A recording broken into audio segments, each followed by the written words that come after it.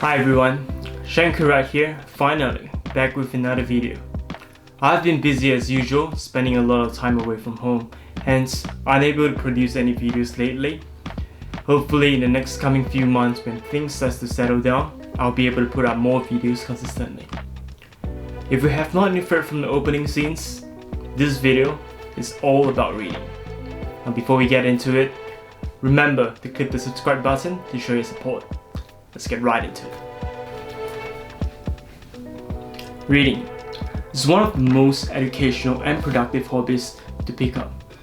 Indeed, it has been recognized as the traits of successful businessmen such as Bill Gates, Warren Buffett, and others who have been known to read a lot of books.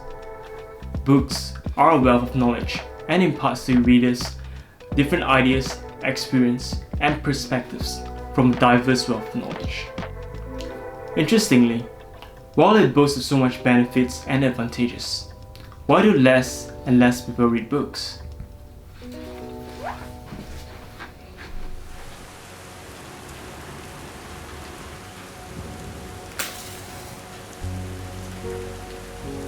In this day and age, the rate at which we consume information is so fast we rely on short articles, pictures, audiobooks, and videos to learn quick and fast.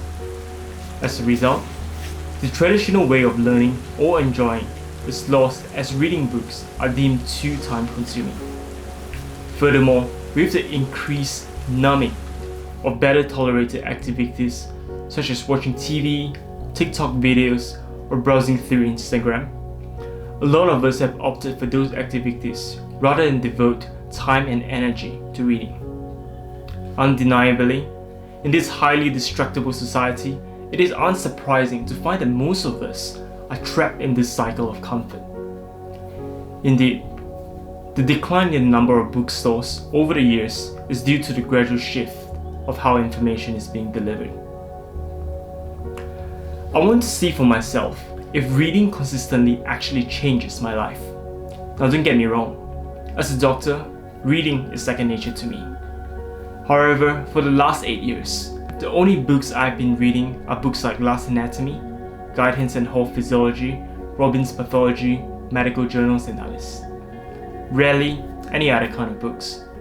Hence this week, I will focus on reading books, self-help books only. Why? Because this channel is all about improving yourself. I started off the experiment by choosing the books to read during these 7 days. 7 days, 7 books. Let's get reading.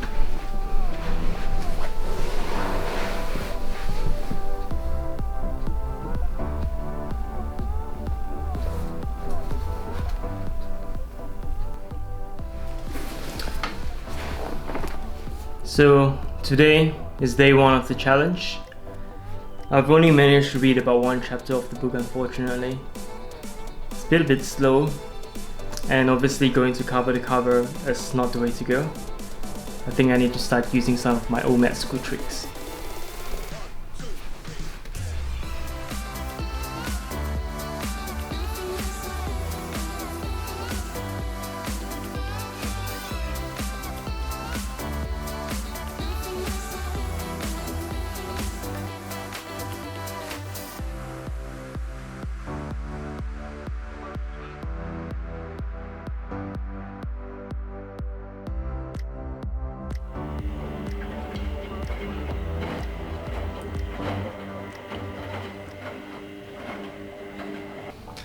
Today is the last day of the challenge.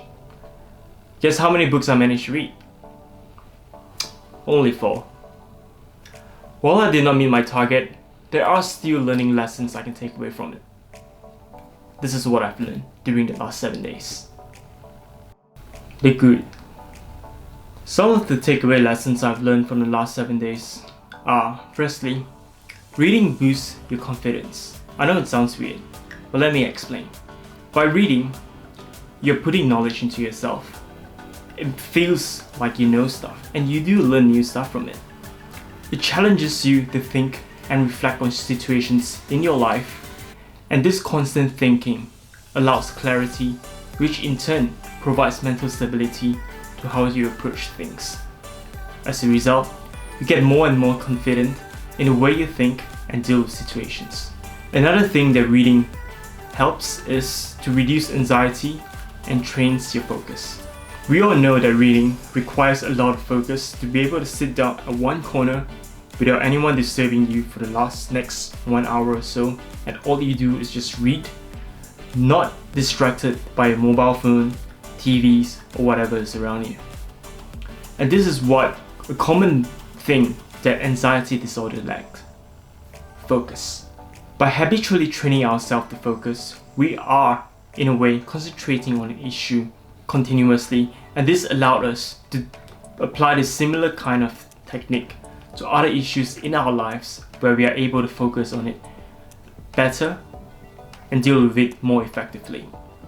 And in that sense, we can reduce anxiety and the rates at which it occurs. It is not easy, but perfectly doable. The bad. Reading, unfortunately, is a very time-consuming activity. During the last 7 days, I attempted to read a book every single day. That effort itself almost took up my entire day just to read a book. In our busy lifestyles, it is almost impossible to allocate enough time in the day to read a book if you have jobs, other priorities or appointments that you need to keep to. And we all know what happens when we attempt to just read a chapter or two. Most people will leave a bookmark at where they stopped, and they will never touch the book again for the next few months. Trust me, Emily does that a lot. But fear not, in my next video, I will show you what you can do to find time to read and to keep reading. Another thing about reading is, it is actually a pretty expensive hobby. If you're anything like me, the traditional type who prefers to have a hard copy, the habit of reading may burn a hole in your wallet. Books in Australia are extremely expensive. Thankfully these days, we are able to purchase books online at cheaper prices. There are many of us who choose to purchase books on electronic devices or to listen to audiobooks. But be warned, while they are a bit cheaper, they are not for everyone. It is no doubt that reading changes your life. As an individual, there is only so much we can do no matter how brilliant our minds are. Without the input of others and interactions, there are very little challenges that pushes us along our limits, forcing us to reach new boundaries. I would definitely encourage you to start now by going around your house, pick up the first book you find, and sit down, start reading. In my next video, I will show you how to read. Yes, literally, how to read fast and effectively. I will also be sharing some tips of how to increase your effectiveness of reading from scheduling to cultivating a conducive environment for reading. Stay tuned for my upcoming video, and I'll see you next time.